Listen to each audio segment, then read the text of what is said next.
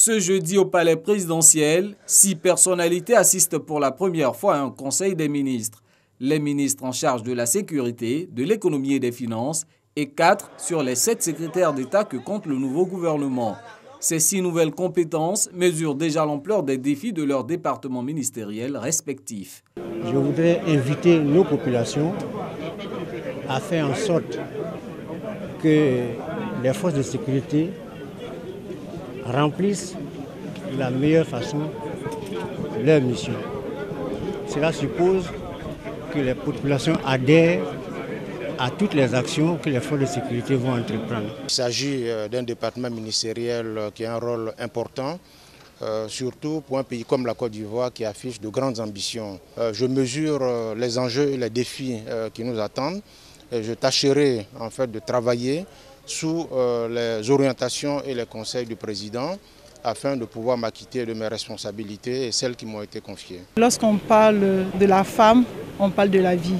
Et nous sommes convaincus que pour avoir le développement, ça doit se faire avec les femmes et des femmes autonomes. Être ministre, c'est servir l'État à un plus haut niveau. La mission que le président de la République vient de me confier est de trouver des logements sociaux à tous les Ivoiriens.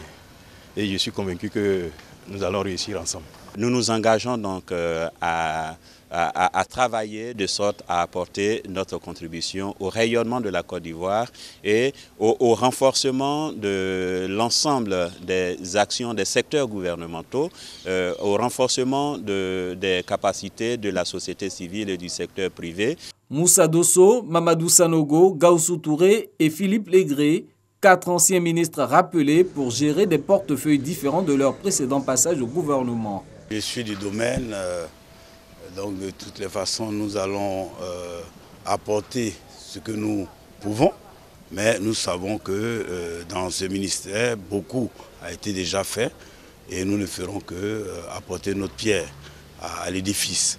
L'importation des riz aujourd'hui en Côte d'Ivoire, c'est plus de 300 milliards de francs CFA par an. 350 milliards distribués aux paysans, c'est vraiment une réduction importante de la pauvreté. J'ai une claire vue de ce qu'il y a à faire. Nous allons travailler dans le sens de développer tout ce qui est affaires maritimes, apporter notre grain de sel, en collaboration étroite avec le ministre des Transports, pour que nous puissions avancer. L'objectif qui aujourd'hui nous a été assigné dans ce ministère, c'est de mettre en œuvre des politiques pour inverser, comme je l'ai dit, les tendances d'importation de tous les besoins que nous avons dans ce secteur, qui est un secteur extrêmement important. En somme, c'est une équipe gouvernementale renforcée dont la mission principale est d'apporter un mieux-être aux populations.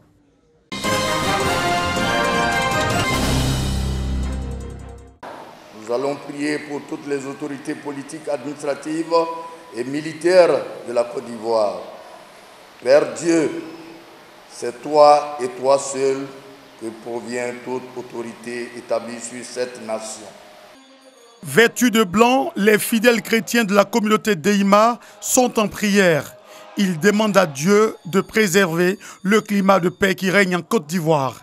Cette communauté religieuse prie également pour toutes les autorités de ce pays, avec à leur tête le président de la République de Côte d'Ivoire, Alassane Ouattara. Le grand prêtre Pawaba Kofi Etienne Mathieu donne le sens de cet événement. C'est le président de la République qui coiffe toute la Côte d'Ivoire. Donc ici au Deima, la 3e prière est réservée pour le président de la République et toutes les autorités qui sont avec lui, les ministres, les députés, les maires et puis les hommes en armes. Outre la prière en faveur de la Côte d'Ivoire, la communauté d'Eima a remercié Dieu pour ses bienfaits à travers des louanges et des dons aux invités. Pendant la prédication, il a été demandé aux fidèles chrétiens d'être des disciples de la paix par leur comportement.